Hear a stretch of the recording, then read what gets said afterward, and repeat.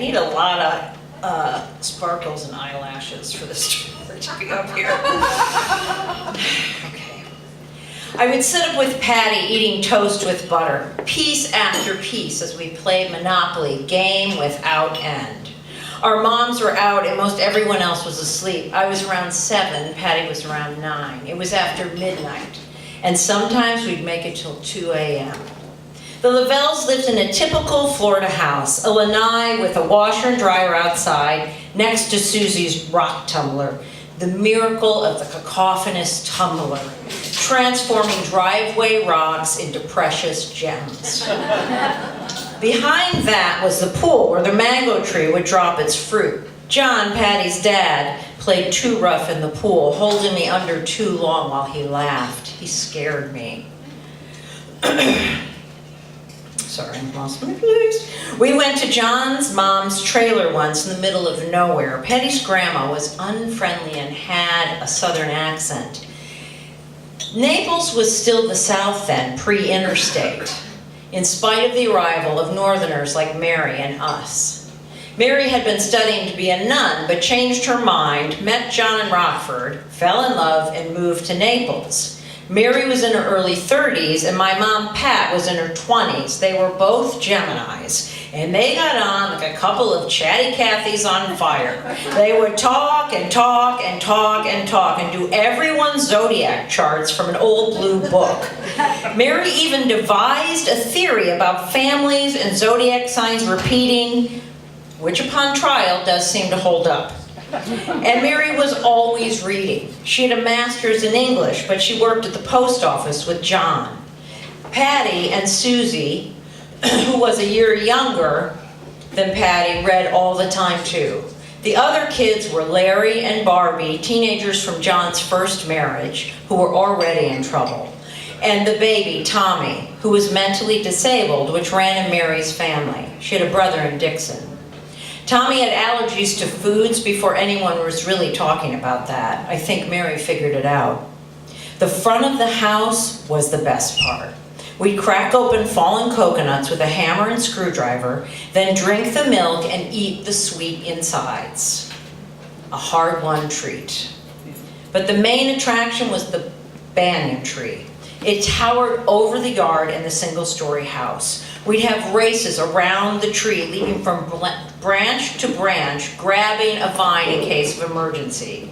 Susie always won. No one could beat Susie and her long legs and her gymnastics. She had a balance beam in the overgrown backyard behind the pool. She'd do cartwheels and walkovers on it. We'd do them too, but on the ground. Patty and Susie were both beauties. Blonde, sun-bleached long hair, tan, blue eyes like Mary's. Barbie was pretty too, a brunette. I later had a picture ID of hers and would tell people it was me so they'd think I was prettier and older. It never worked. Even then, Patty was starting to get in trouble. All the kids except Susie and Tommy secretly smoked. And Barbie and Larry were already doing lots of drugs, with Patty soon to follow. After we moved back north, I'd hear tales of Patty and Barbie in trouble, drugs, running away. One time when we went back to visit, I was about 10 and Patty 12. She'd just come back from a Jesus ranch after another runaway. And they had drilled the rapture into her, showing her that creepy movie, which she described to me in detail as we sat in a small, dark room in the house. I returned north, freaked out, trying to save everyone so they wouldn't get left behind. And later, the first time I took acid, I was convinced the rapture happened. Because as far as I could tell, all the good people were gone, including Bernice, my tripping companion's dog. And when I was 14, Patty came north to stay so I could be an example. That night, I arrived home, crawling on all fours because I'd taken a Quaalude. And that was followed by hours of barfing the copious amounts of cheap booze I'd consumed. But the mystery was always, why are these beautiful, talented, smart girls? Patty's test scores were at genius levels. Why were they always in trouble? Everyone tried everything. It was the 70s. The only thing we thought was addicting was heroin. but I pretty much cleaned up by 15. My mom would say, there's nothing there for them, and everyone's always got everything hanging out.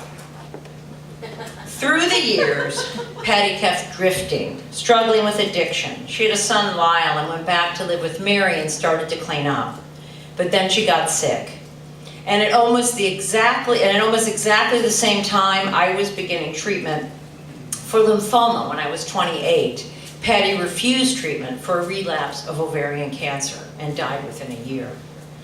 Mary left John and moved to Nebraska because the services for Tommy were better there.